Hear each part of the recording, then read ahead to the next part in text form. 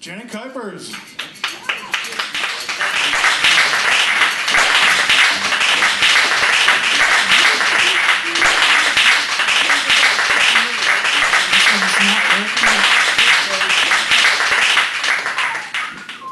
Thank you. I am tall. I am tall. Dun, dun, dun. Hi there. Ladies and gentlemen, thank you for tolerating a lot of things about women's rights because they related to a book that I released from last year, but they also relate to things that are still going on now. I shared them with you earlier because I didn't want to do that in the feature and I wanted to be more sciencey, and I want to thank each and every one of you for being here, you guys. You're triple plus awesome. I don't know how else to say it. But the way I'm going to do this is I'm going to read to you the first and last poems in the book, and they will close out this feature for you.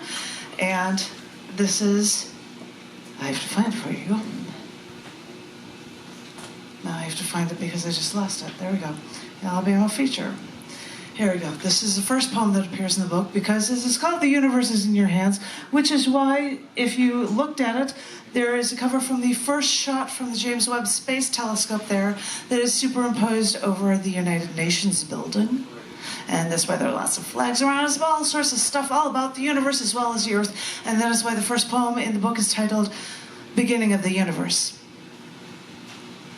I submit, in the first inextricably hot moment of the universe, plasma, our fourth state of matter, may have been the first matter when matter couldn't even exist in our universe. It seems so insurmountable, understanding where we came from, how everything began. People talk about the Big Bang Theory, and that's exactly what it is, a theory. But these science types keep finding more evidence to back up their crazy claims. So whether you believe the universe started as a speck of nothingness with enough energy to create and define everything, these theories still seem beyond our feeble imaginations. But after astrophysicists have speculated, try to imagine this. After that first great explosion, wait, if there's no sound waves or life, explosion is way too a human term.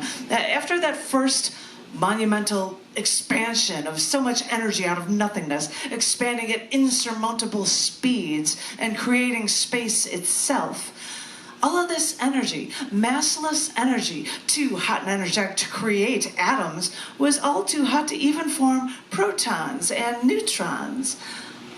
Well, that left the universe these quarks, subatomic particles that couldn't even bind to create anything in that first second. So, what do you get when quarks get all hot and bothered? That's when they clicked with gluons and created, quote, a perfect liquid in its first moment. Because when the universe was too hot for energy to trade some energy for mass in the as of yet non-existent Higgs field, the gluons could at least stick these quarks together, making an irreplaceable plasma. Now, it might be a mistake to call it a liquid, because plasma, like heated gas, would be impossible to feel in your hands. So they call it a liquid, but it's not like water in serene hot springs or almost too warm bubble baths, because this fraction of a second universe, 10 to the 10th power Kelvin, is beyond too warm.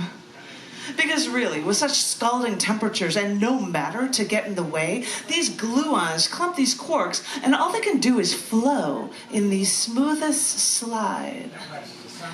We often call plasma the fourth state of matter, but in this fractionally sized and timed universe, these quark and gluon plasma may literally be the first state of matter our universe has ever known.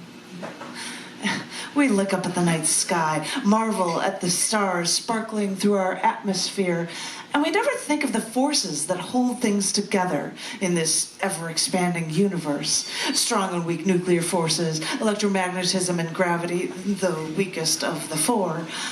But in the very beginning, all of these forces binding us together had to start after the universe started.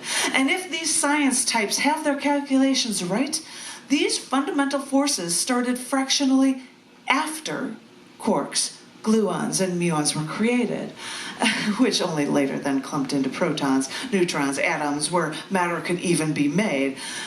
So, although we can't imagine it, since we could never touch or feel plasma, stop for a moment and imagine the ethereal feel of a fog blanketing mountaintops. Or, better yet, sense the steam of boiling water, maybe from piping hot coffee, with all that energy waiting to be released.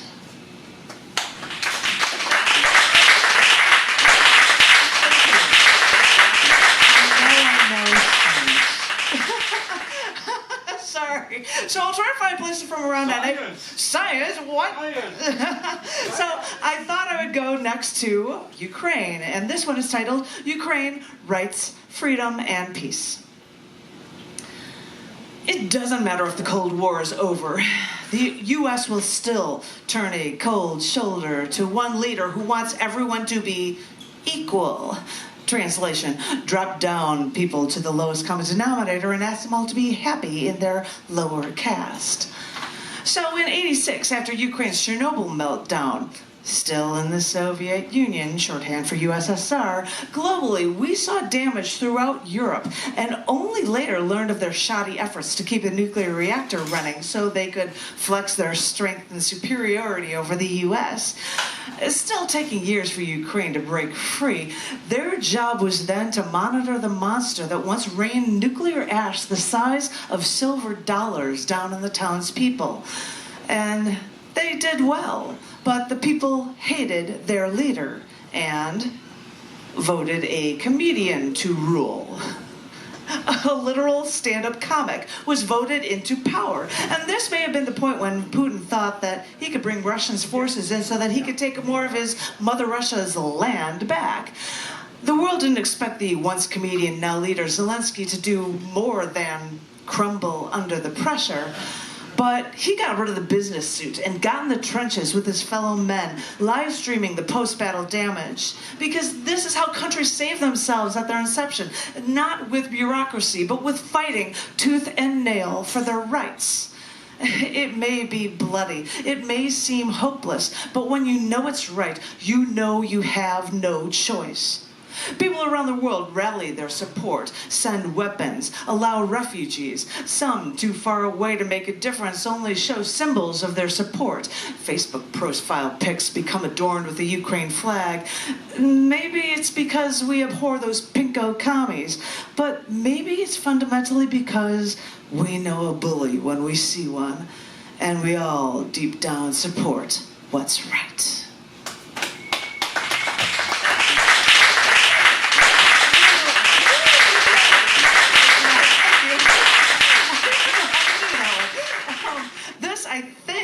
I might have two about this for, I think this might be, the next two might be for India. I know this one is. This is the Unmarried Women and Dead Bodies Everywhere. The universe is in your hands of it, believe it or not. The Ganges River in India is most sacred to Hindus. But on one day, not too long ago, they discovered 28 bodies at one tributary of the Ganges River. Online news sources explain that the bodies may have been left when families couldn't afford a burial. Now, I read the Star of India arriving to me daily, reporting that they found 104 bodies. The local papers then explained that this is a custom in some cultures, that when unmarried women die, their bodies are dumped in the river. Unrecognizably decomposed, more and more bodies of unmarried women kept floating to the surface in just a few days in this sacred Ganges River. I kept looking for an explanation, and all I could imagine was that because this river was supposed to be sacred, it may have been their effort to give these women a family in the afterlife, by putting them in this river they call sacred. Because I know how they view women in India. Cover their skin. Don't allow them to talk back.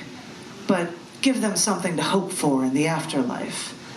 For even though women are treated like nothing by men there, they'd be less than nothing if they weren't even married.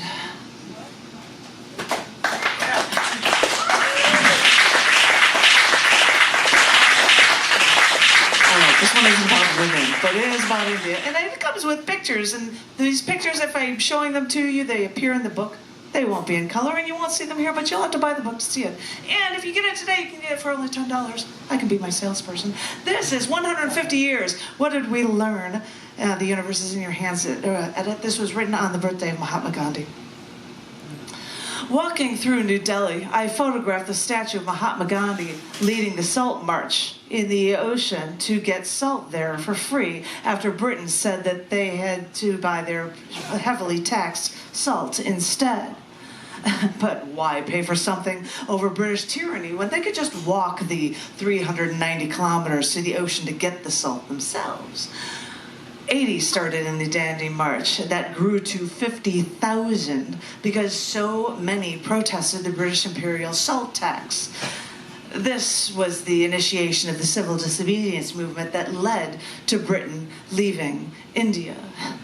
I left New Delhi, paid my way in Visakhapatnam with money emblazoned with that picture of Mahatma Gandhi's march. And it made me think of the historic protests and acts of civil disobedience that changed the world. And then I think of the marches that occur with amazing regularity in the city I now reside. And I forget what all the protests are even for anymore. There seem to be just so many. And from what I can tell, nothing comes from this kind of civil disobedience any longer. It seems that everyone wants to jump on the protest bandwagon, and then one protest after another leads to people walking together, feeling good about themselves, and thinking they've made a difference, and posting their Instagram pics that have been making a difference on Facebook and Twitter, Pinterest, and every other online medium that can prove it, when nothing has actually changed. I know that leading by example alone is hardly the solution, but the 21st century walking in unison may no longer accomplish anything other than stroking walkers' egos. This may be the dilemma of modern times, when too many people see a problem and they do not know what to do other than to walk. What is the walk accomplishing other than improving your health and making you feel morally superior? Because I'm positive Mahatma Gandhi, opting to weave his own clothes instead of buying clothes to support a system that he didn't believe in, he didn't do that to feel all high and mighty. Most people now take a break from their workday to participate in a march, and then they go back to their everyday lives. Mahatma Gandhi changed his life. The march was only a part of the story, and as a result, he changed the world too. Mahatma Gandhi didn't jump on a bandwagon to join others to protest for change. He started that journey himself, which he still does in those who start those journeys to this day.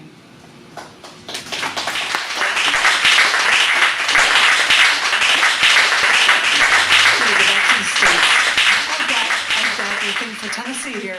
This is The Universe is in Your Hands, Edit. Only $10 tonight only. Titled Obfuscate the Truth. The most ludicrous thing is when people try to legislate untruths and expect everyone to just go along with them.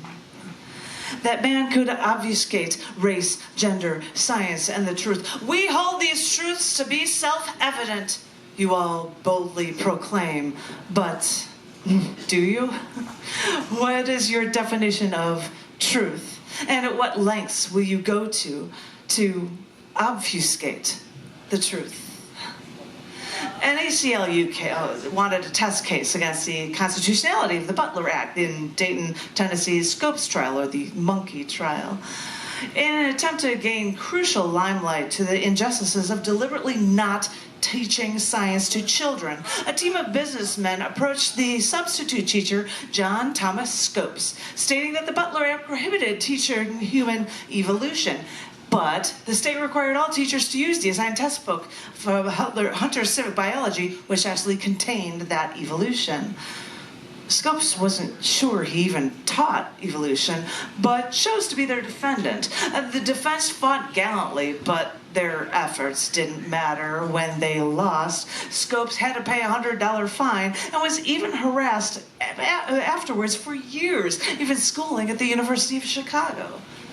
But the seed was planted, and it would take time, only time, before ignorance would then be overturned by the eyes of the law. This trial set modernists against fundamentalists who said the Word of God as revealed in the Bible took priority over all human knowledge. This is where the debate began, and this is where this tenuous debate will fight and flourish. Do you believe in truth through evidence, or do you believe in a centuries-old book that the world accepts on faith?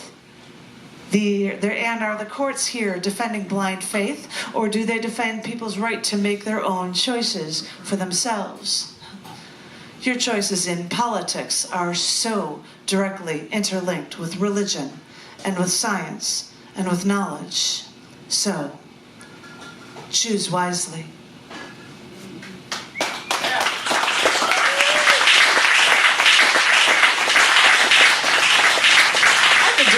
Things about Earth. I'm gonna have to do something outside of Earth because I cover that in here too. What? I've never shared this one before. Well, of course not. It's in The Universe is in Your Hands, and this is a poem that's titled "Our Interlocked Dance with the Moon." And he laughs. Our interlocked dance with the moon. Tides, ripples from the tides lap along the shore as our eyes gaze up to the man on the moon, this mysterious being born from us. As we feel led in our interlocked dance, we croon and wax poetic about this seemingly mythical enigma. But scientists add more satellites to orbit the moon for research. Now, since moon clocks are faster than Earth clocks, the U.S. government wants NASA to establish a moon time zone. Really? That, and NASA sent me an email recently about sending them a job application to become an astronaut. Now, I know I don't have the technical knowledge to fly in outer space. Besides, I'd rather be their second artist in residence instead. But NASA hasn't sent me emails to apply for that job. The thing is, it wasn't from astronauts or NASA or the news that I learned about our seemingly never-ending dance with the moon that it will end. These tides we keep attributing to the moon, well, Earth's rotation pushes the tidal bulges slightly ahead of the moon, feeding bits of energy into the moon, pushing out the moon's orbit, spinning away from the Earth, close to 1.5 inches every year.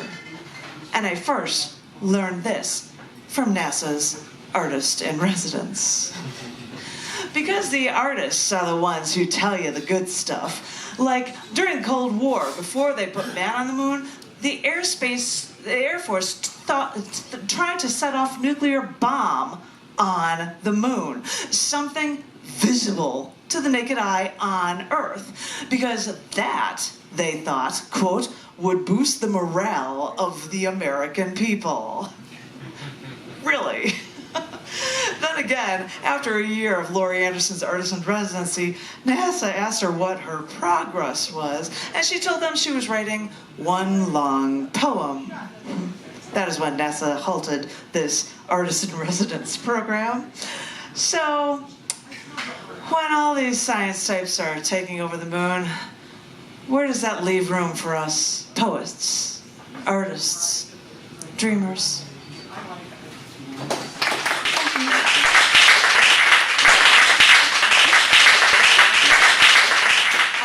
That the first poem of the book was Beginning of the Universe.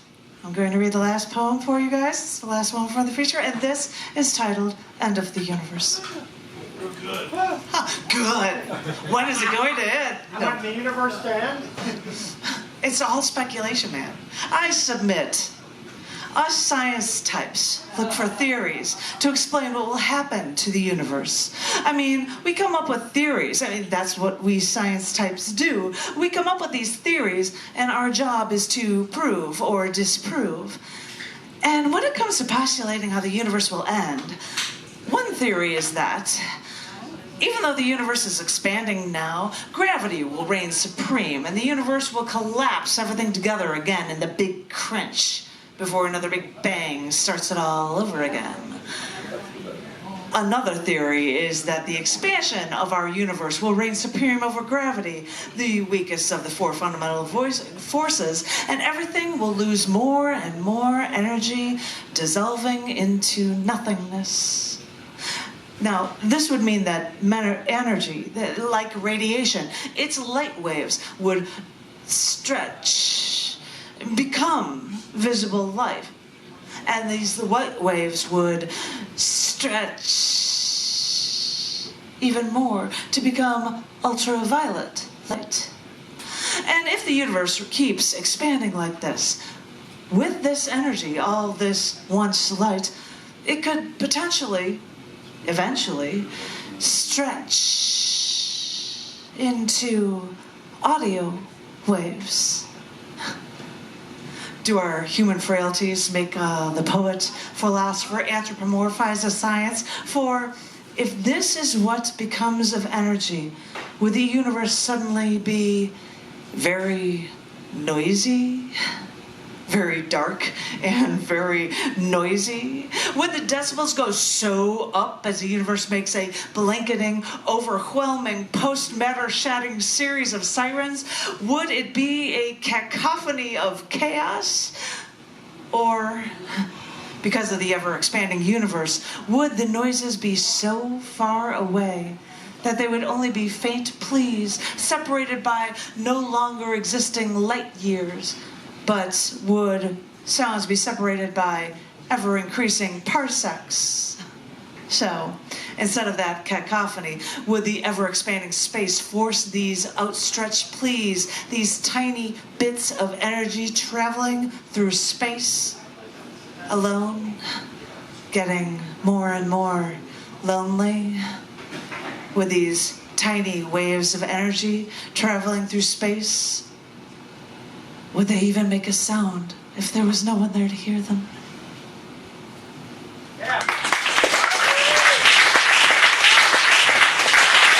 Thank you. That was really fun to do. And anybody interested, they're all $10, even the old ones. They're worth more than that, and you can grab them right now tonight. And if anybody wants to, does this place have Malort? Yeah. If anybody wants to, I've never had Malort, and I know what it, but if anybody wants to buy me a shot of Malort, this would be the one place I'd do it. So, When's your next feature? my next feature is, well, I'm going to be reading Saturday morning for WCRD Radio, but then Saturday night I will be at Tangible Books. Yay, Tangible Books! And I feel bad that I might leave early, but I'm going to start my feature early there so that I can haul my butt afterward upstairs and try to make it, up to uptown to try to make it in time for Windy City Words. And then on Sunday, I'm a beach feature as well. I'm the last one of the season, so I'll be there on Sunday as well. So I have Facebook links for those events. If you want to check them out, I would love to see you. And thank you all. Thank you for the reminders, and thank you so very much. And thank you, and thank you, and thank you, Gallery Cabaret. You guys know